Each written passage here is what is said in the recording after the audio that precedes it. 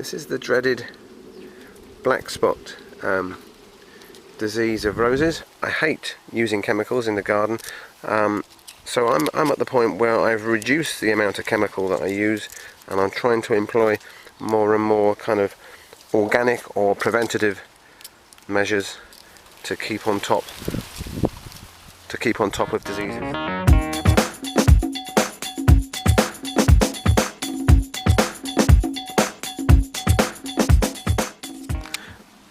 So we are into early September, and our favourite rose bush is finishing its second flush of flowers. There's still some more buds to come there,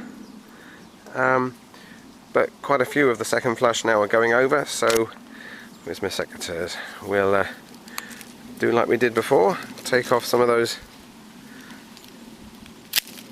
dead heads there, and you know, that might help us get even a third flush of flowers, maybe in kind of October, November, depending on what the weather does. We have got some more buds coming just there, but the other problem we have is this. This is the dreaded black spot disease of roses. And here in the UK we tend to get it particularly in our wet summers. Now, we had a quite dry summer back in June, July, but from August onwards we've had a lot of rain, and the rain encourages the spread of this fungal disease. And here's how it can spread from year to year. The leaves go a bit yellowy, and then they fall to the ground, and then the spores can overwinter on those leaves and on the soil over winter, and then they're released back onto the young plants, the new growth, the following year. So each one of those leaves with those black spots could be hosting hundreds and thousands of spores. You only need one spore to infect the plant next year, and we start all over again with the problem. So what we're going to do is make sure that we collect these leaves from last year, and we'll get those sent away with the rubbish along with the dead heads. But I'm also going to pick off where we've got those spotted leaves, taking those off like this.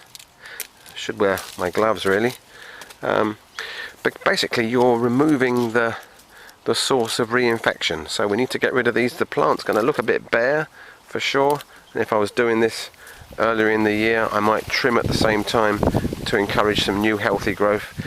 If I'm honest, I do occasionally spray with a fungicide. I hate using chemicals in the garden, so I'm at the point where I've reduced the amount of chemical that I use, and I'm trying to employ more and more kind of organic or preventative measures to keep on top of diseases like this. So keep a watch out for those black spots, remove the ability for them to reinfect, and pick up any leaves off the ground, and pray for a sunny summer. See you soon. So there we are. Took about 10 minutes, and some of those stems look very bare, but I'd rather that than having them full of black spot. There's another one there that needs to come off. I'm probably going to give this rose a quick feed. I'm going to use some tomato food actually, because it can be quickly absorbed. It's a high potash feed which will encourage strong new growth. We don't want lots and lots of soft new growth as we go into the autumn, and it might encourage a few more later flowers. And I can just see there's a few more leaves that I need to pick off the floor there. Yeah, so that's one way of kind of employing a prevention rather than cure method to controlling black spot on roses.